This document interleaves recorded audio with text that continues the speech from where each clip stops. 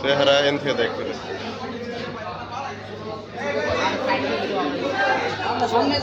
সেটা আমি আপনাদেরকে পরিবেশন করে দেখাবো। যদি কোনো কবি কবিতা আবৃত্তি করেন, কবর ওইখানে তোর দাদির কবর, ডালিম গাছের তলে 30 বছর বিজিয়ে রেখেছি এই দুই নয়নের জলে। এই কবিতার আবৃত্তিরা যদি কোনো রাজনীতিবিদ করে তাহলে কি হবে? কবর ওইখানে তোর দাদির কবর, ডালিম গাছের তলে 30 বছর ভিজিয়ে রেখেছি এই দুই নয়নের জলে।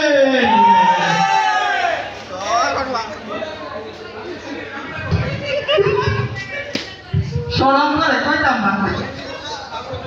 কবর ওইখানে তোর দাদির কবর, ডালিম গাছের তলে। সরম করে কইতাম না। ওইখানে তোর দাদির কবর, ডালিম গাছের তলে 30 বছর ভিজিয়ে রেখেছি এই দুই নয়নের জলে। সে সরম করে।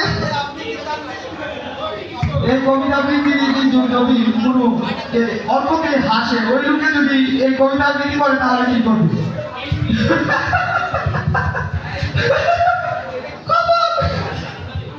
ওইখানে তোর দাদির কবর, ডালিম গাছের তলে 30 বছর ভিজিয়ে রেখেছি এই দুই নয়নের জলে।